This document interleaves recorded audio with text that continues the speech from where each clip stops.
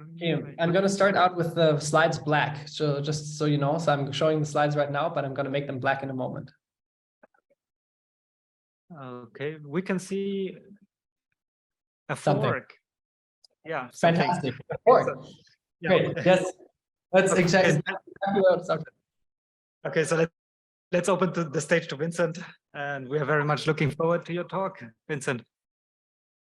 Cool. So thanks so much for having me also. My name is Vincent. I'm an assistant professor at MIT. I just started 12 months ago. So I got my student 9 months ago, and it's been a fun time. I'm going to talk about two really exciting projects, well, a bunch of exciting projects, but two really new ones that I'm uber excited about. But I'm going to start out with something very funny. So, or like something benign. So here's this very average looking video frame. And I'll ask you to look at this video frame for a moment, understand what is going on, and then I ask you to make a prediction for what will happen next. Okay, so look at this frame for a moment, predict what will happen next. Okay, let's watch it. Okay, so what's happening? Person like stuff, and the plate breaks. Okay, so let's watch that one more time. So like they rearrange some stuff, right? They place the plate and unfortunately it breaks. So this video is from the Epic Kitchens dataset, which is an amazing dataset. And the reason why I bring it up is because I want for a moment to think about human perception, right? So when you look at this frame, when I ask you to predict what happens next, what happens, right?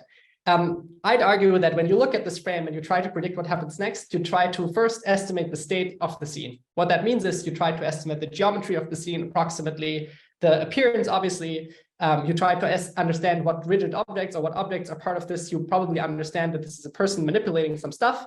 And you might have even guessed that the plate is going to drop because the center of mass of this plate is not above the table, right? So that's unfortunate. Okay, good. And I'd argue that this is extremely impressive, the fact that you can constantly and effortlessly, in fact, just estimate the state of the world to such a degree. And why is this important, right? This is really something that I argue is our goal in computer vision. What our goal is, we want to build vision systems that can look at a single frame, at incomplete observations, and make these insane inferences about the world and estimate the state of the world to such an amazing degree, right? So for instance, that would be, of course, useful for robotics, where you need to estimate the state of the world all the time. In graphics, you might want to reconstruct stuff. You need to estimate the geometry, the appearance, lighting, and so on. For intuitive physics, or for physics in general, what we just saw, right? You want to estimate the physical properties of objects such that you can have a belief of what might happen next. And this would, of course, be useful to self-driving and so on. So this, to me, is the goal of computer vision, of perception. Okay, good. So I also chose that video not for fun, but because I think that Epic Kitchen and like other kind of very kind of almost, you know, like random data sets like that are actually what we should be using for computer vision. And obviously, I think that's like not that weird of an assumption, because that's why they collected the data set. But I really think that these kind of mundane videos and these like ego motion videos, or driving videos where just stuff is happening, this is where we should be doing training on. And that's what the data that we have and the data we should use to learn these generalizable representations, right? Okay, so how does this relate to the topic of this workshop, right? Well, the key aspect of this is going to be, at the end of the day, basically predicting what happens next. And if you think about what predicting what happens next means, if you think about a static scene, where the camera is moving in a static scene, one aspect that is critical to predicting the future, to predicting the next frame, is the 3D structure of the scene. Because if the scene is static and the camera moves, all you have to predict is the 3D geometry and appearance to then be able to predict what the next frame might be. Okay, and of course, this brings us to neural scene representations and like the recent progress on reconstructing scenes from many observations, right? And of course, you're probably all familiar with this, like there's this line of work like NERF, Planoxels, Instant NGP, where you have some 3D representation that you just fit to a set of images, posed images, via differentiable rendering. And this leads to these amazing results, right? And it's like really cool. But if you take a step back for a moment and ask us, like, how do these 3D representations relate to our goal? Like, are these 3D representations close to what we need to solve our general computer vision goal? Then the answer, like one problem we might immediately run into, is that these 3D representations really just parameterize geometry and appearance. They have, in other words, no understanding of their content. They don't understand that there's a tree in the scene. There's no semantic notion of there's a playground, there's sand there, and so on. Okay, so one intuitive and easy fix that we recently proposed is that Well, instead of fitting your neural scene representation, if you have lots of frames, to just RGB images, you might consider fitting the scene representation to features of a pre-trained foundation model. So for instance, you fit your nerve to RGB images, you also add another output to your nerve, which is a high dimensional feature, and you just supervise that with features extracted from the RGB images, for instance, dino features, right? And that's totally reasonable. And why is that interesting? Dino features, of course, are something that we would call is like quite close to semantic features, like open set semantic segmentation. And that already allows you to do some really cool things, right? So for instance, here in this paper, we used it for editing of some 3D scenes. So you might have the nerve, which is really hard to semantically edit. But if you fit the feature field, then in addition to the RGB color, you also get the semantic class of each point in space. And that allows you to do semantic queries like the flower. And then the flower is segmented out, and then you can edit only the flower. Or of course, this is usable for semantic segmentation. If you have a 3D scene, then these features are correlated with the semantic classes of the scene. So you can say, for instance, okay, recolor all the lights, recolor all the chairs, recolor the TV, recolor the ground. And this was this paper, Decomposing Nerve for Editing by a Feature Field Distillation. Lead author was Sosuke. And this is a really popular framework these days, right? There's like lots of work that you see on this, concept fusion, there's clip fields, and there's neural feature fusion fields, which was concurrent, and it's really exciting and very useful. But is this really the right way to go? Like, is this the goal? Is what we're going to do just like for every new video that we have, we're going to fit a new nerve via optimization, and we're going to get semantic features via pre-trained 2D foundation models? And I'd argue no, that is kind of not what we want, right? For one reason for that is that all of the heavy lifting, the semantic heavy lifting, all the computer vision, in fact, is done by the 2D model, which was trained in 2D, completely agnostic to 3D information, right? So that's not great, but there's also practical concerns. One is that at test time, if you need lots of observations, that really limits you to cases where you can collect lots of observations. You really need something that can infer the state and reconstruct the scene from few observations, like what you can do and what we just did in the beginning of this presentation, right? And further, these things are not scalable. In other words, what we really need is something that can do this online and in real time, because the scene might move, stuff might move.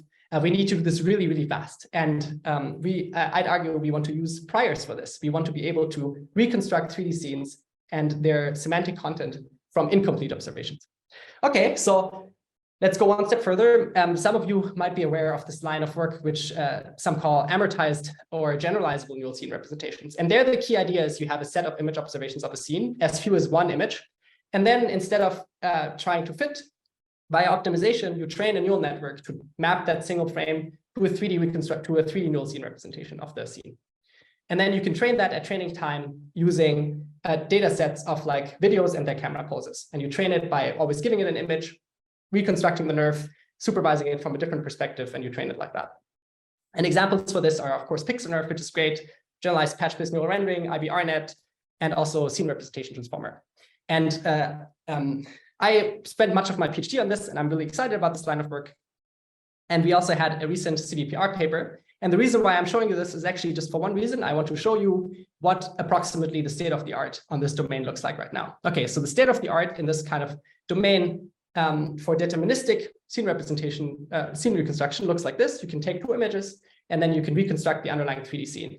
And as you can see, it works like quite well. So here you can see novel view synthesis. This is feedforward. There's no optimization happening. This is really quite cool. Okay, so this is a really exciting line of work, one that I'm still excited about. This is the paper, Learning to Render Novel Views from Wide Baseline Stereo.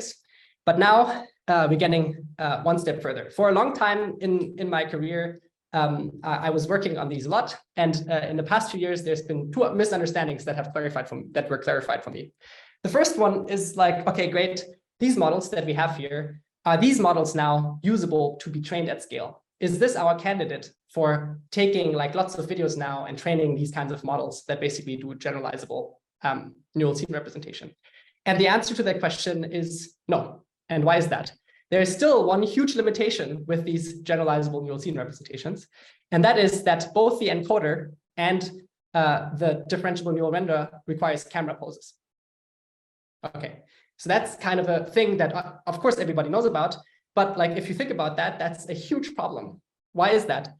The problem is that the way we get these camera poses right now is structure for motion, which is call map. And call map is really damn slow. So for instance, on Co3D, which actually didn't use call map, but some other bundle adjustment structure for motion algorithm, reconstructing all the camera poses for Co3D took 5 GPU years, cost a lot of money. And if you've ever worked with Co3D, I'm a huge fan of the data set and I'm incredibly grateful for it. But that the poses that are inferred in that data set are not that great. Like about a solid 25% probably of these poses are not very usable. Okay, so that's not great. And further, of course, structure for motion is kind of like, everyone knows this, it's kind of like this old algorithm. It's amazing, it's really useful, but it's just kind of unclear. How will we extend it to dynamic scenes? How will we extend it to scenes that have not that many features, or there's too much rotation and Co3D call map still sometimes breaks? Okay, good. There's, just as an overview of like existing approaches to this, there's like the structure for motion slam corner. There's like this line of work like BARF or iNerf or nerf minus, where you jointly optimize a nerf and the camera poses.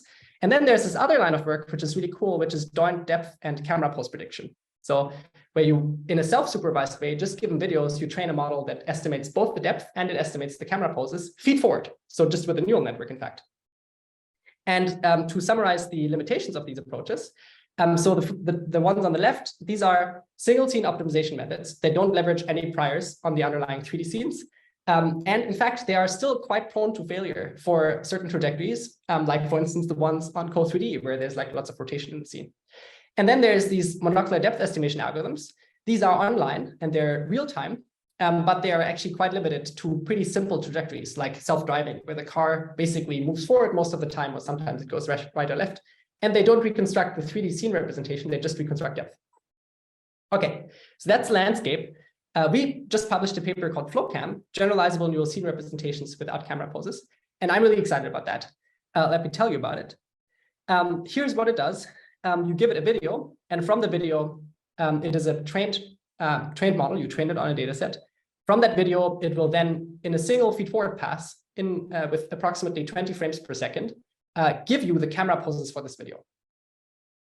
And this is a neural network that was trained to do this. There's no scene-specific optimization in this. This is really just a neural network that ingests this video and it'll output the poses for you.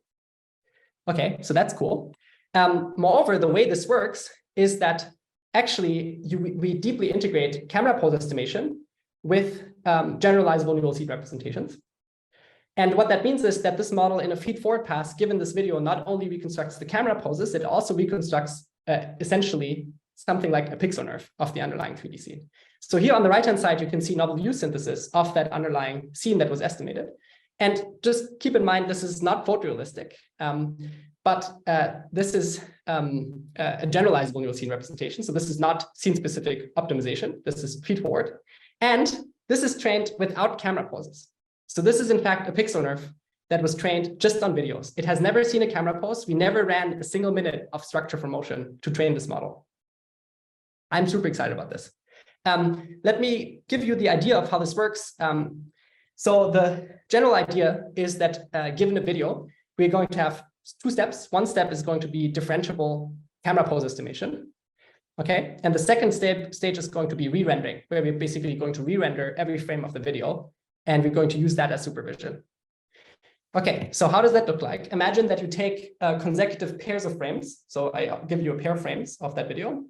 Given that pair of frames, you're first going to compute optical flow. So our method assumes that you have off-the-shelf optical flow pre-trained. We use Raft. So we take the optical flow network and we just compute optical flow between two consecutive frames. And what does optical flow really do? It gives you 2D correspondences, right? It tells you like this pixel in this time step corresponds to this pixel at this time step. And now we're going to use essentially pixel nerf to reconstruct separately these two frames into two separate neural radiance fields in a single feed-forward pass. So we're basically going to take our two frames, we're going to reconstruct two separate pixel nerfs. And now, what does this allow us to do? Now we have 2D frames that are in correspondence with each other in 2D, and we have the pixel line 3D volumes. What that gives us, it gives us a way of establishing 3D correspondence between the two nerfs. So in fact, now we have these two nerfs and we have them in 3D correspondence, which basically means we have a scene flow field, right? So for 2 consecutive frames, we basically have a flow field, a vector field in 3D, which tells you where every 3D point moved from time step t to time step t plus 1. Okay, what are you going to do with that scene flow field? What we're going to do is we're going to use a closed form analytical weighted least square solve. And we're going to ignore the weights for now. We don't have enough time to talk about that, unfortunately. But basically what you're doing is you're taking the scene flow field and you're asking, what is the rigid body transformation that best explains the scene flow field?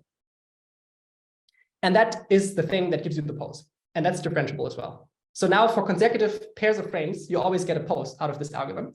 And the pose estimation really works by the following intuition. You basically ask, okay, imagine you walk, or like you sit in a train, right? The train next to you starts moving. It induces optical flow.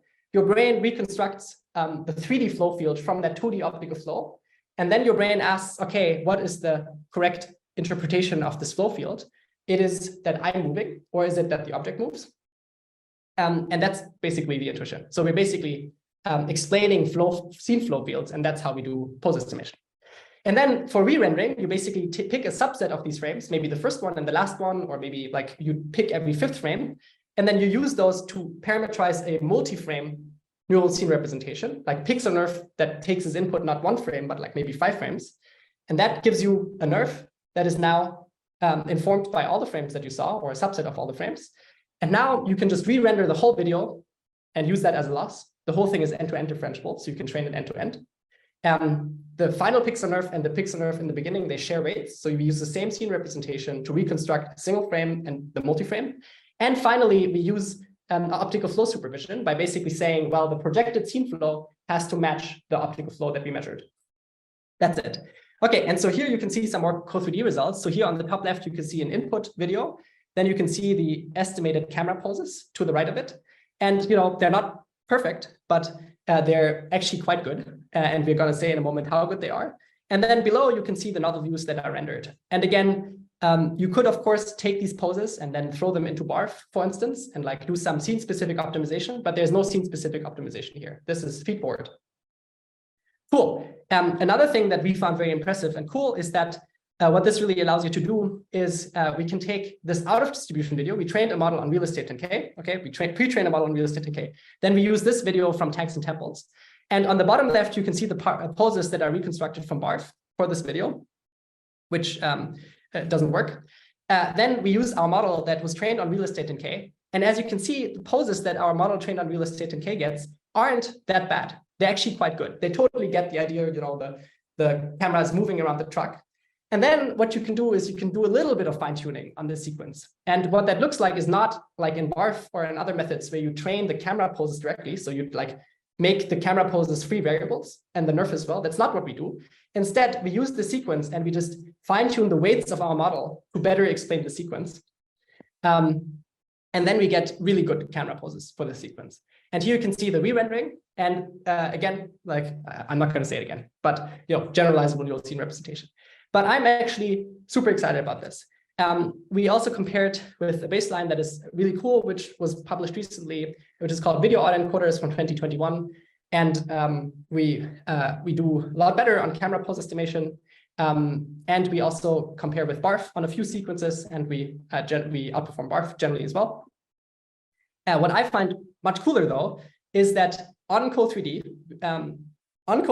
we also outperform 2 standard SLAM algorithms, which are online SLAM, also real-time SLAM algorithms. Specifically, we benchmark with Droid SLAM and Orb SLAM v3. And on Co3D, we actually outperform Orb SLAM and Droid SLAM. And we never stop tracking. So like we never not track any frames. So it's really cool.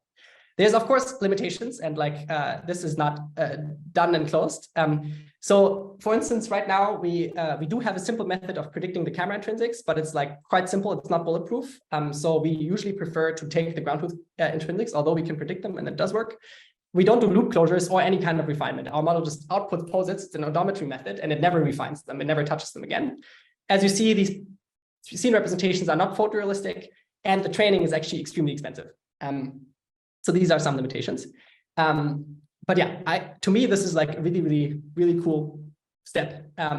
And this paper is called FlowCam. It's out on arXiv, and the lead author was Cameron Smith. And he's a visiting researcher in my group, and I think you really did an amazing job here. Okay, so in my mind, this is actually a really important step. We have to get rid of bundle adjustment. There's just like no way. We can't be going ahead with like relying on structure for motion. It like holds us back as a community. We need to do better, I think. And one reason for this is also that if you think about it, in computer vision, it's like ruled by machine learning. But for pose estimation is like, and multi-view geometry is like the one area that has rarely been touched by machine learning. We still use CalMap, which doesn't use most of the time any machine learning or any prior-based methods whatsoever. And of course, it's amazing. And for many applications, it's great. But I think for building foundation models that scale on large-scale training data, I think we need to get away from it. Okay, so this is exciting. There's another piece missing to scale this up to large-scale data. And we'll talk about it now. So I briefly told you about these generalizable neural scene representations. Like we just also saw one in the previous paper, and I showed you these little videos where I give you 2 frames, and from these 2 frames, you can reconstruct, you can render novel views of the underlying scene. And why am I showing you this again? I want to point out that this really only works, just like in the previous paper that we just talked about, if you have seen every 3D point in the scene at least once. And why is that? It's because these methods are deterministic methods. That means they can't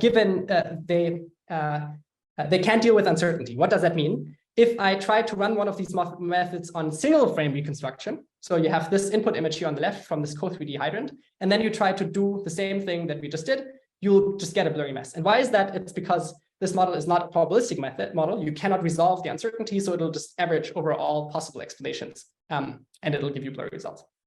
So this other paper I've never talked about it, just like half an hour ago. We talked about it for the first time. We built this model that allows you to train a diffusion generative model that, given the single input image, allows you to sample directly from the distribution of 3D scenes that are consistent with the single image. So what you can see here on the right are renderings from a model that was trained to sample 3D scenes. And this is really, we sample 3D scenes, not images, we sample 3D scenes. And here you can see the depth of the scene. And then you can render these scenes, and they're multi-view consistent by design because you just directly have learned the distribution over 3D scenes. And these slides, this is really fresh, so I haven't made great slides for this yet. I hope I can get across how it works on a high level. So the key challenge here is, in fact, that conventional diffusion models, as you know them, are trained, they always require you to have access to the distribution that you want to sample from. So for instance, for images, you want to sample from the distribution of images. You want to train a model to do that. Well, you need access to images because you need to add noise to them and denoise them again. Okay, so that's not great. And why is that? In our case, where we want to reconstruct a 3D scene from a single image, the case that we have is that we have 3D scenes, and then we actually only observe images of the 3D scene. And the images are incomplete. They don't capture like the whole 3D scene, right? And in fact, we never observe a ground truth 3D scene. We don't have any sensor that measures ground truth 3D scenes. We only ever observe projections of 3D scenes. So that's not great. And this is exactly a class of problems which is sometimes referred to as stochastic inverse problems, which means that given an observation which is incomplete, we try to inverse this forward model. In this case, the forward model is rendering. We try to inverse the forward model, and we try to sample from the distribution of signals that could have generated this observation. Okay, and how to train this model given only images?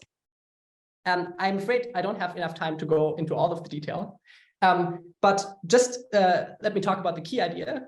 The key idea is going to be that we're going to take a context observation. So you can see them at the bottom here. So this is the input view. In fact, the thing that you see at the bottom, this is the context observation that we have.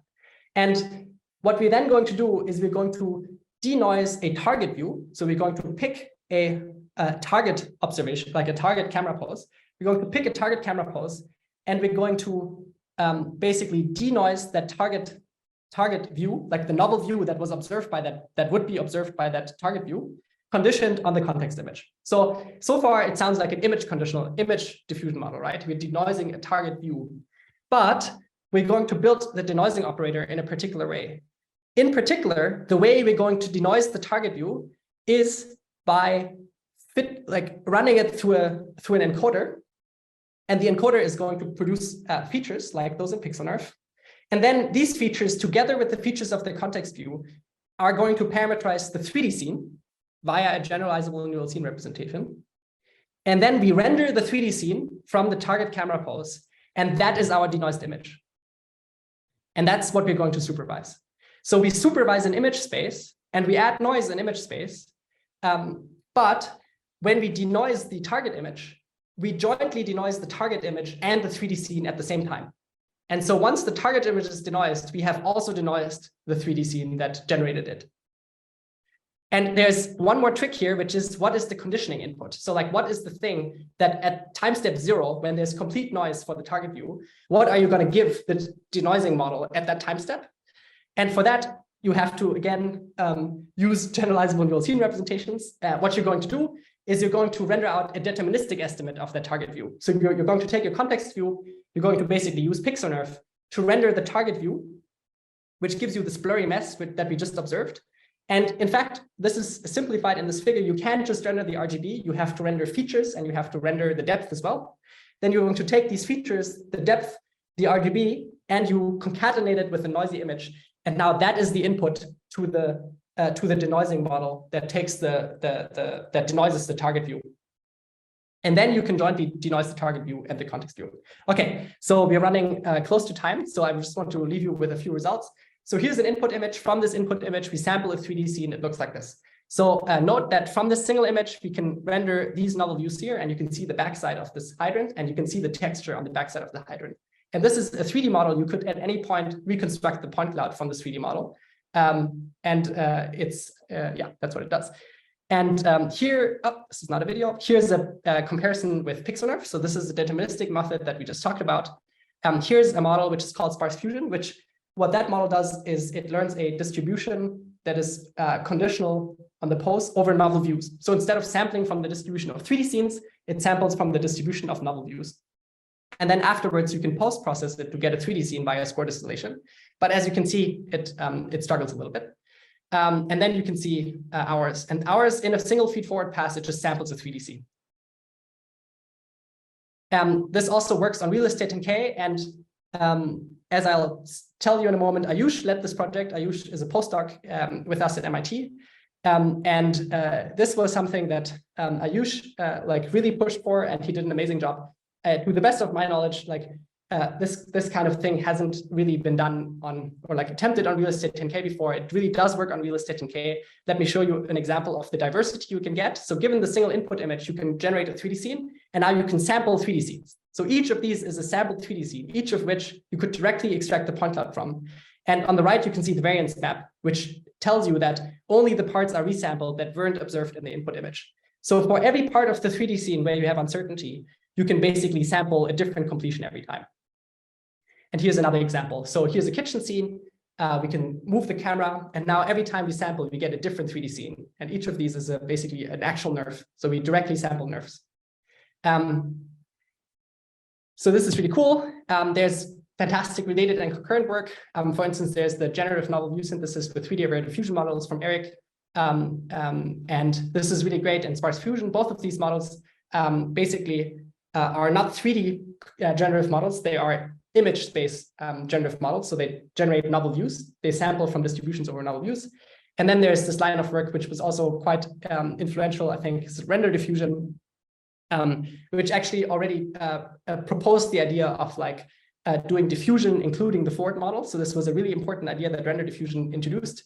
And these are great, but so far these models have all been unconditional. And that's why they are limited to these simple single object scenes. Our model is conditional, and you can really train it on real estate or on Code3D and okay. And this is important. So this was a group effort. And I want to particularly shout out the students. And so Ayush, the postdoc, Tianwei, George, and Simon. Simon is a fellow at the Princeton Institute for Advanced Studies who helped us with the math greatly. Ayush here really pulled this off and did an amazing job. And he'll be on the job market this year. So I think you should, if you can, you should hire him, no questions.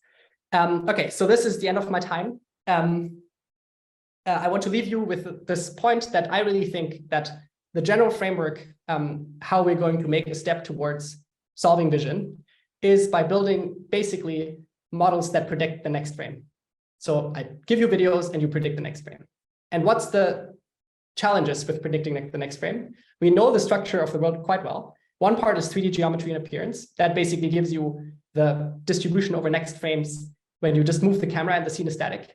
Another part is, you don't have camera poses. So like for video, so you need to figure out the camera poses yourself. Then there's, of course, like lots more things that are way more complicated, like stuff might move. So dynamic W synthesis is a big topic. And I think we need to tackle that with generalizable models as well, but it's very hard. And then, of course, I'm really excited in my research group to push applications and also like novel kinds of ideas of combining these models with robotics, because we can only really learn like all of the, like some of the most interesting properties of the world, we can only learn if we may interact with the world. And so really what we're pushing for is we want to build models that you can train self-supervised on uncurated video data sets that afterwards you can use in vision, you can use them in graphics, you can use them in robotics. And I think that's how we're going to get to vision foundation models.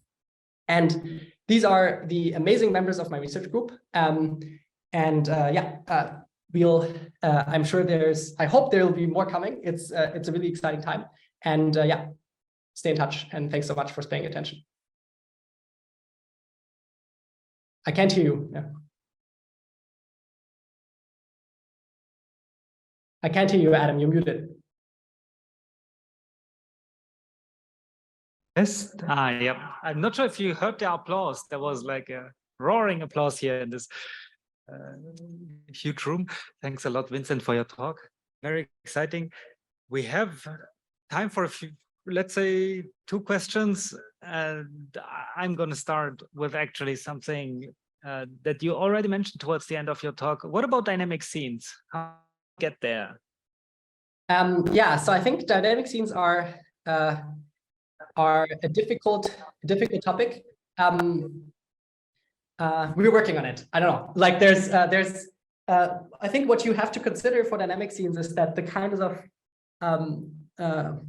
I actually don't know yet. We'll talk to me again in 2 months. Top secret. Any more questions for Vincent? People seem to be afraid. Last chance. Well, then we are going to stop here. Thanks a lot, Vincent. And thanks so much for having me. Amazing talk, and see you soon. Yes, looking forward to it. Cheers.